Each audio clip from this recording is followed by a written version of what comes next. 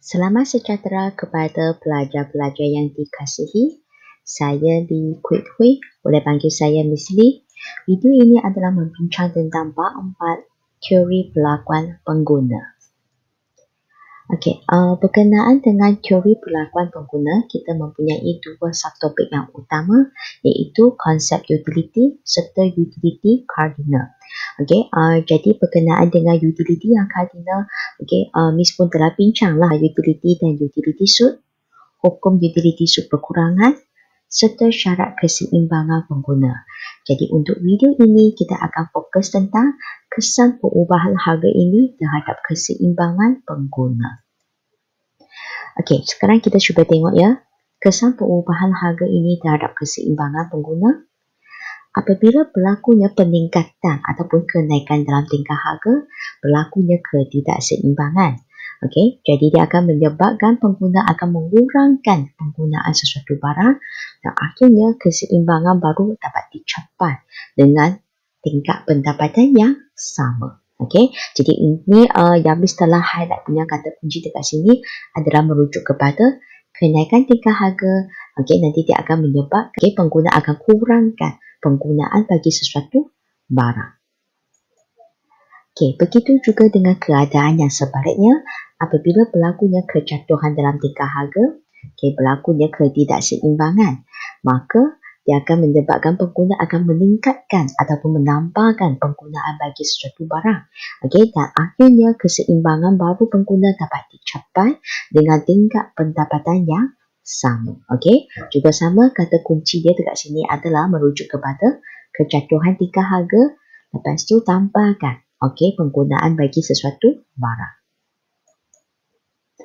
Yang ini adalah kes dua barang harga berlainan. Yang ini yang asal punya lah. Dan untuk maklumat pelajar, sebenarnya penerangan bagi jadual ini pun telah diterangkan pada video yang sebelumnya yang berkaitan dengan keseimbangan pengguna.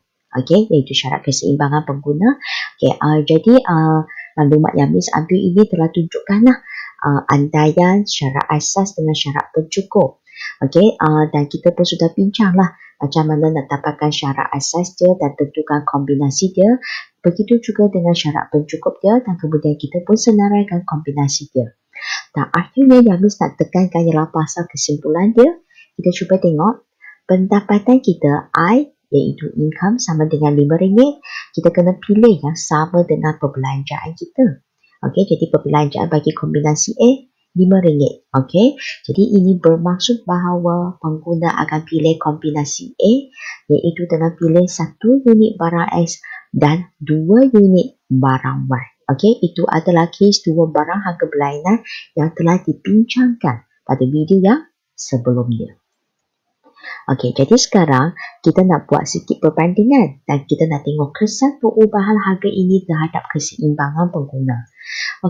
Kita antaikan bahawa harga Y telah meningkat. Naik daripada 2 kepada RM3. Kemudian harga X kita tetap RM1. Dan akhirnya pendapatan pun sama, iaitu tetap pada RM5. Jadi perubahan itu hanya berlaku pada harga bagi barang Y sahaja. Jadi ini adalah kes dua barang harga berlainan. Jadi ini adalah jadual yang baharu lah. So maklumat dia, tengok harga Y yang baharu RM3.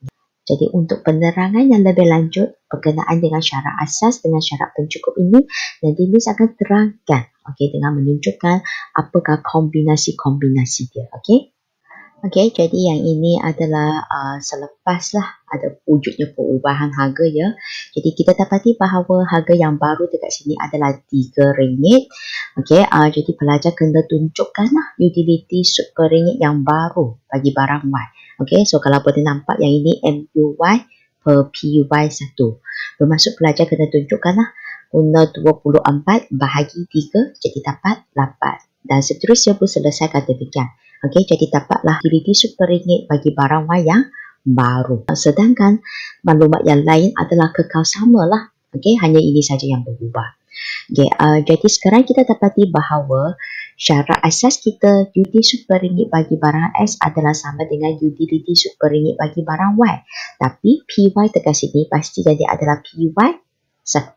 Okey, jadi bermaksud nanti kita akan fokuslah dua kolom ini dan kita akan tengok mana maklumat yang sama. Okey, kita cuba tengok 10. Sini tak ada. 8 je, 8 ada. Okey, lepas tu kita tengok lagi. 7. Tak ada. 6 je, 6 pun ada. Okey, so yang lain tak ada dah. So bermaksud dekat sini ada dua warna yang berlainan. Dengan reti kata lain, kita akan wujud dua kombinasi. Okey, so kita akan ada kombinasi A dan nanti juga ada kombinasi B. Okey, bagi kombinasi A, tengok yang 8 lah. 8 sama punya. Pada masa itu, X kita adalah 2. Jadi tulislah 2X tambah Y pula 1. 1Y. Okey, kemudian lagi satu kombinasi. Okey, kombinasi yang berwarna biru ini. X kita adalah 4. 4X. Okey, tambah dengan Y. Y pula adalah 3. Tambah 3Y. Okey, kemudian kita akan teruskan dengan syarat pencukup. Jadi, sedangkan syarat asas kita mempunyai dua kombinasi. Jadi, bermaksud syarat pencukup kita pun samalah. Kita juga ada dua kombinasi. Okey, iaitu kombinasi A dan juga kombinasi B. Okey, harga X kita 1. Jadi kita gantikan 1. Kuantiti X kita yang ini 2. Okey, harga Y. Harga Y ini harga Y yang baru PY1. Okey, RM3 dan kuantiti Y kita 1. Jadi kita cuba dapatkan perbelanjaan dia. Yang ini 2, yang ini 3. Jadi perbelanjaan bagi kombinasi A adalah sebanyak RM5. Okey, sambung untuk kombinasi B. Harga dia sama RM1. Kuantiti dia 4. Bagi harga barang Y RM3 dan kuantiti dia 3. Okey, ini 4. 9. Jadi dapat RM13. Okey, jadi itu adalah perbelanjaan bagi kombinasi B. Okey, jadi sekarang kita kata kalau nak memenuhi syarat pencukup ini, kita kena pastikan bahawa kita punya perbelanjaan sama dengan pendapatan. Jadi pendapatan yang diperuntukkan adalah sebanyak RM5. I, income. Jadi perbelanjaan kita kena sama RM5. Dengan demikian, kita kata bahawa pengguna akan pilih kombinasi A. Okey, jadi kita pun buatlah satu kesimpulan. Okey, kesimpulan dia. Okey, pengguna pilih kombinasi A. Okey, lepas tu bagi tahu kombinasi A itu berapa unit barang X. Okey, iaitu 2 unit barang X dan berapa Y? 1 unit barang Y. Okey, dengan pendapatan sebanyak, okey, pendapatan kita RM5. Jadi dengan pendapatan sebanyak RM5. Okey, so itulah jawapan dia bagi kesimpulan. Okey, selain daripada itu, soalan dia juga boleh tanya, berapakah jumlah utiliti yang diperoleh akibat penggunaan kombinasi barang tersebut? Jadi jumlah utiliti kita, okey, kita akan pilih 2 unit barang X kan? Jadi TU 2X kita tambah dengan TU berapa Y? Ya, 1Y. Okey, jadi sekarang kita cuba tengok jadual kita.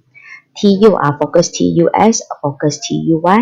TU kita 2X, TU kuantiti 2. Jadi masa itu TU kita adalah 18 dan TU 1Y, ini TUY 1. Jadi masa itu TUY kita 24. Okey, jadi kita pun masukkan TU 2X 18, TU 1Y 24 dan akhirnya kita akan dapat 42 UTIL. Okey, so itulah kalau dia tanya berkenaan dengan jumlah utiliti yang diperoleh. Jadi sekarang, okey, kita nampaklah. Okey, sebenarnya cara pengiraan ini dia sama seperti video yang sebelum ini. Maksudnya kita yang cari yang asal punya. Cuma sekarang yang beza dia kita nak dapatkan akibat perubahan harga. Okey, harga Y yang sudah meningkat telah menjadi RM3. Jadi jawapannya akan jadi berlainan. Okey. dengan adanya jadual yang asal serta jadual yang baharu ini, nanti kita akan buat perbandingan kesan perubahan harga bagi barang Y. Jadi dengan adanya dua jadual ini, yang asal dengan yang baharu ini, nanti Miss akan terangkan kesan perubahan terhadap harga barang Y. Yang ini adalah case 2 barang harga berlainan, yang ini asal punya, yang ini baru punya. Okey, asal dekat sini kita cuba tengok andaian dia, harga X RM1, RM1. Harga Y asal dia RM2, sekarang sudah jadi RM3. So yang maksudnya yang ubah inilah akibat perubahan harga Y. Dan kita dapati bahawa harga Y telah meningkat. Okey, daripada RM2 kepada RM3. Okey, dan pendapatan kita kekal sama ya, RM5, RM5 ya. Okey, jadi yang untuk yang asal punya, inilah jawapan kita lah. Dan kita sudah kata kita pilih kombinasi A. Okey, sebab pendapatan kita RM5, ini perbelanjaan kita RM5, dia kena sama. Okey, jadi kombinasi A yang dipilih. Untuk kombinasi A, okay, barang X yang kita ada ialah 1 unit barang X dan 2 unit barang Y.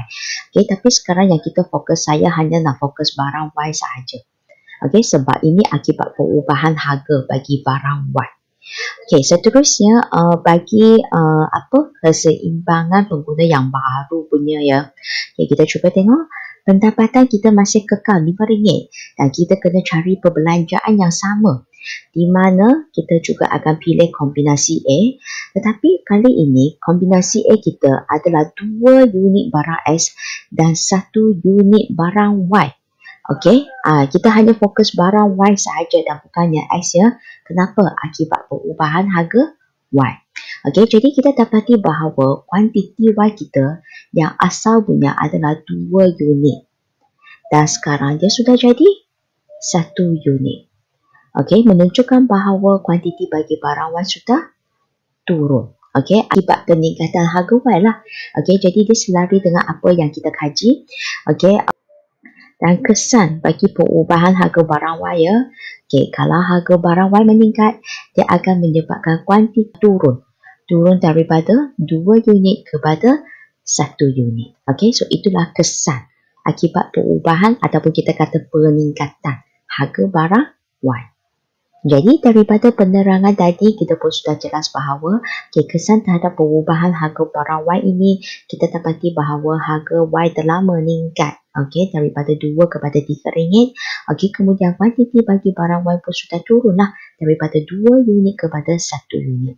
Okey, jadi kita nampak harga Y meningkat, kuantiti diminta bagi Y sudah turun. Dia menunjukkan hubungan songsang antara harga dengan kuantiti dimintakan. Maka terbitnya kilok permintaan yang mencuri ke bawah dari kiri ke kanan. Jadi marilah sekarang kita cuba tengok kilok permintaan dia.